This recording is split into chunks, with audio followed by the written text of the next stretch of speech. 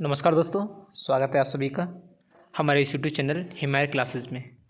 और आज की ये जो अपनी क्लास है वो स्पेशल रहने वाली है, क्योंकि आज उस चैप्टर के बारे में हम बात करेंगे जो चैप्टर एग्रीकल्चर केमिस्ट्री का सबसे महत्वपूर्ण चैप्टर है। ये चैप्टर एग्रीकल्चर का भी है, केमिस्ट्री का भी और बायोलॉजी का है। तीनों विषयों का जो मिश्रण है वो ये चैप्टर है। और इस चैप्टर के प्रश्न ऐसा ही नहीं है कि आपको केवल 12th क्लास में ही पूछे जाएं। इस चैप्टर के प्रश्न आपको जेट में भी पूछे जाएंगे, आईसीआर में भी पूछे जाएंगे और सुपरवाइजर में भी पूछे जाएंगे। इसलिए इस चैप्टर को हमने 2 पार्टों में बांटा है और आज की इस वीडियो में हम बात करेंगे फर्स्ट पार्ट की। और फर्स्ट पार्ट जैसे ही क्लियर होगा 1-2 दिन बाद हम इसका सेकेंड पार्ट अपलोड कर देंगे। तो चलिए हम वीडियो को शुरू करते हैं। और वीडियो शुरू करने से पहले यदि आप अभी तक चैनल पर नए हैं तो एक बार चैनल को सब्सक्राइब करें और वीडियो को लाइक करें तथा बेल आइकन को दबा दें, ताकि आगे आने वाली सारी वीडियोज़ का नोटिफिकेशन आपको मिलता रहेगा। सबसे पहले हम बात करते हैं जैव रसायन। जैसा कि चैप्टर का नाम है जैव रसायन, तो आपसे प्रश्न पूछ जाएगा जैव रसायन क्या है, परिभाषित कीजिए। अगर हम जैव रसायन की बात करें तो विज्ञान की वह शाखा जिसके अंतर्गत जीवों में होने वाली जैविक क्रियाओं का अध्ययन किया जाता है जैव रसायन कहलाती है। सीधी सीधी बात यह है कि विज्ञान की वह शाखा जिसमें हम जीवों की जैविक क्रियाओं का अध्ययन करते हैं जैव रसायन कहलाती है। जैव रसायन या बायोकेमिस्ट्री शब्द बायो यानी जैव व केमिस्ट्री यानी रसायन से मिलकर बना है। जैव रसायन का नामकरण कार्ल न्यूबर्ग ने किया था। ये प्रश्न आपको अलग से भी पूछा जा सकता है 1 नंबर का, कि जैव रसायन का नामकरण किसने किया, तो कार्ल न्यूबर्ग नामक वैज्ञानिक था, उसने जैव रसायन का नामकरण किया। आगे अगर अपन बात करें, प्रत्येक जीव की जैविक संरचना का आधार निम्न जैविक पदार्थ होते हैं। आपसे प्रश्न पूछेगा जीवों की जैविक संरचना का आधार कौन कौन से जैविक पदार्थ हैं, तो फिर आपको इन जैविक पदार्थों के नाम बताने हैं। जैसे हम बात करें 1 नंबर पर कार्बोहाइड्रेट, दूसरे नंबर पर अगर हम बात करें प्रोटीन, तीसरे नंबर पर बात करें एंजाइम, चौथे नंबर पर अगर हम बात करें न्यूक्लिक अम्ल और 5वें नंबर पर बात करें तो लिपिड। यानी ये 5 जैविक पदार्थ हैं जो जीवों की जैविक संरचना का आधार होते हैं। और इन 5 जैविक पदार्थों की ही हम इस चैप्टर में बात करने वाले हैं। यहाँ तक का मैटर आपको समझ में आया होगा। अगर समझ में नहीं आया तो एक बार वीडियो को पॉज कर दें और दोबारा से देख लें। आगे अगर अपन बात करें तो इसमें पहला पॉइंट आता है कार्बोहाइड्रेट। यानी अब हम कार्बोहाइड्रेट के बारे में बात करें तो सबसे पहले अगर हम कार्बोहाइड्रेट की परिभाषा देखते हैं तो इसके नाम में ही निहित है परिभाषा। अगर आपको कार्बोहाइड्रेट नाम आता है तो आपको इसकी परिभाषा भी आती है। जैसे कार्बो यानी कार्बन, हाइड्रेट यानी हाइड्रोजन, यानी कार्बन व हाइड्रोजन से मिलकर बने हुए यौगिक कार्बोहाइड्रेट कहलाते हैं। बिल्कुल सिंपल परिभाषा है, आपको कुछ भी इसमें याद नहीं करना है। कार्बोहाइड्रेट शब्द लैटिन भाषा के कार्बो यानी कार्बन तथा हाइड्रेट यानी जल से मिलकर बना हुआ है। आपसे ये प्रश्न अलग से भी पूछ लेगा 1 नंबर का, ये कार्बोहाइड्रेट शब्द किस भाषा से लिया गया है, तो ये लैटिन भाषा से लिया गया है और 2 शब्दों से मिलकर बना है, कार्बो अर्थात कार्बन और हाइड्रेट अर्थात हाइड्रोजन या जल। इसका रासायनिक सूत्र CxH2O होता है। ये बहुत ही मोस्ट है इस चैप्टर में। एक प्रश्न आपको जरूर पूछा जाएगा एग्जाम में, या तो वो कार्बोहाइड्रेट का पूछ ले या वो स्टार्च का पूछ ले या इनमें से किसी एक का आपको रासायनिक सूत्र पूछ लेगा। अगर हम कार्बोहाइड्रेट की बात करें तो इसका जो सूत्र होता है CxH2O होता है। या अगर हम एक्स वाई की बात करें तो ये वैल्यू ही होती हैं, जैसे 1 2 3 4 इस तरह की वैल्यू आती हैं यहाँ एक्स में और वाई में। आगे अपन बात करें तो कार्बोहाइड्रेट सामान्यतः 3 प्रकार के होते हैं। आपसे प्रश्न पूछा जाएगा कार्बोहाइड्रेट कितने प्रकार के होते हैं, तो 3 प्रकार के होते हैं, मोनोसैकेराइड, ओलिगोसैकेराइड और पॉलीसैकेराइड। सबसे पहले हम बात करते हैं मोनोसैकेराइड। प्रश्न पूछा जाएगा आपसे मोनोसैकेराइड क्या है, इसकी विशेषताएं लिखिए। अब अगर मोनोसैकेराइड की बात करें तो मोनो का अर्थ क्या होता है, एक, यानी ऐसे कार्बोहाइड्रेट जिनमें केवल एक शर्करा होती है, एक सैकेराइड होते हैं। तो अगर हम परिभाषा देखें तो वे कार्बोहाइड्रेट जो जल अपघटन पर सरल शर्कराओं में विभाजित नहीं होते। अब इनमें केवल एक ही शर्करा होती है तो ये सरल शर्कराओं में विभाजित नहीं होते, इसलिए ये क्या कहलाते हैं, मोनोसैकेराइड कहलाते हैं। यानी वे कार्बोहाइड्रेट जो जल में मिलाने पर सरल शर्कराओं में विभाजित नहीं होते क्या कहलाते हैं, मोनोसैकेराइड कहलाते हैं।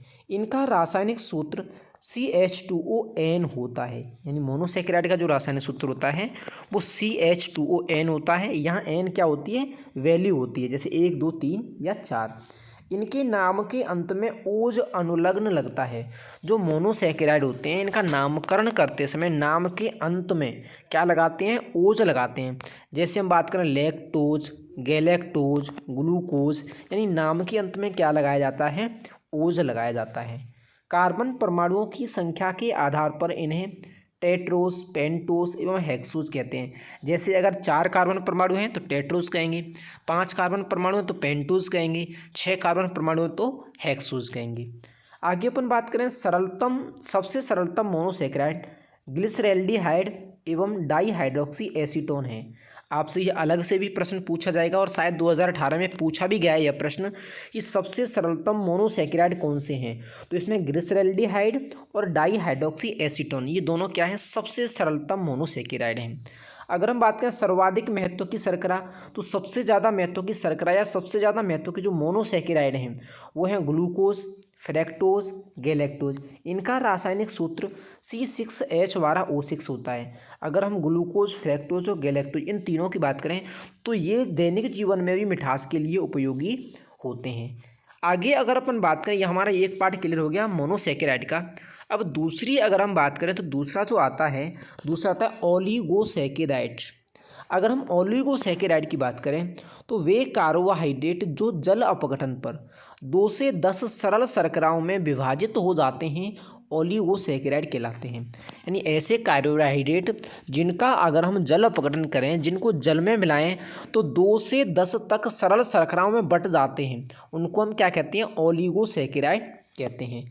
2 मोनोसैकेराइडों के बीच का बंध ग्लाइकोसाइडिक बंध कहलाता है। यानी ओलिगोसैकेराइड किससे मिलकर के बने होते हैं, मोनोसैकेराइड से मिलकर बने होते हैं। और मोनोसैकेराइडों के बीच में जो बंध होता है उस बंध को हम ग्लाइकोसाइडिक बंध कहते हैं। जेट में कई बार ये प्रश्न पूछा जाता है कि मोनोसैकेराइडों के बीच में कौन सा बंध पाया जाता है, तो ग्लाइकोसाइडिक बंध पाया जाता है।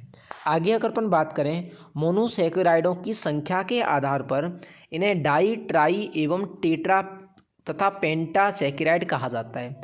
यानी मोनोसैकेराइड की अगर संख्या 2 है तो इन्हें डाईसैकेराइड कहा जाएगा, अगर 3 है तो इन्हें ट्राईसैकेराइड कहा जाएगा, 4 है तो इन्हें टेट्रासैकेराइड कहा जाएगा, इसी तरह से अगर 5 है तो इन्हें पेंटासैकेराइड कहा जाएगा। और इनमें इस तरह शर्कराओं की संख्या कितनी होती है, 2 से 10 होती है। सबसे महत्वपूर्ण ओलिगोसैकेराइड डाईसैकेराइड C12H22O11 होते हैं। आपसे प्रश्न पूछा जा सकता है कि सर्वाधिक महत्व के ओलिगोसैकेराइड कौन से हैं, तो जो डाईसैकेराइड होते हैं वो सबसे ज़्यादा महत्व के ओलिगोसैकेराइड होते हैं। सुक्रोज एक डाईसैकेराइड है जिसमें एक अणु ग्लूकोज व फ्रैक्टोज का होता है। यानी जो सुक्रोज जिसको हम चीनी कहते हैं आज के टाइम में, वो भी एक क्या है, डाईसैकेराइड है जिसमें ग्लूकोज और फ्रैक्टोज 2 प्रकार के अणु होते हैं या 2 प्रकार के मोनोसैकेराइड होते हैं। आगे हम बात करते हैं तीसरे पॉइंट की। तो अपना तीसरा पॉइंट है पॉलीसैकेराइड। पॉली का अर्थ होता है बहुत अधिक, यानी मोनोसैकेराइड व ओलिगोसैकेराइड के ऐसे बहुलक जिनके अणुभार अधिक होते हैं पॉलीसैकेराइड कहलाते हैं। अब अणुभार अधिक होने का अर्थ क्या है कि जिनमें मोनोसैकेराइड और ओलिगोसैकेराइडों की संख्या बहुत ज़्यादा होती है। तो या तो आप ऐसे लिख सकते हैं कि ऐसे कार्बोहाइड्रेट जिनमें मोनोसैकेराइड और डाईसैकेराइडों की संख्या अधिक होती है पॉलीसैकेराइड कहलाते हैं, या आप इस तरह से लिख सकते हैं कि मोनोसैकेराइड व ओलिसैकेराइड के ऐसे बहुलक जिनके अणुभार अधिक होते हैं पॉलीसैकेराइड कहलाते हैं। अगर हम पॉलीसैकेराइड की बात करें तो ये अक्रिस्टलीय, स्वादहीन तथा जल में अवलेय होते हैं, इसलिए इन्हें अशर्करा भी कहा जाता है। यानी अगर पॉलीसैकेराइड के गुणधर्मों की बात करें तो इसके सबसे महत्वपूर्ण गुणधर्म यही होते हैं कि ये अक्रिस्टलीय होते हैं, स्वादहीन होते हैं, जल में घुलते नहीं हैं, इसलिए इन्हें क्या कहा जाता है, अशर्करा कहा जाता है। इनका रासायनिक सूत्र C6H10O5N होता है। इनका जो रासायनिक सूत्र होता है वो क्या होता है, C6H10O5N होता है। एग्जाम्पल के तौर पर बात करें जैसे स्टार्च है, सेल्यूलोज है, ग्लाइकोजन है आदि।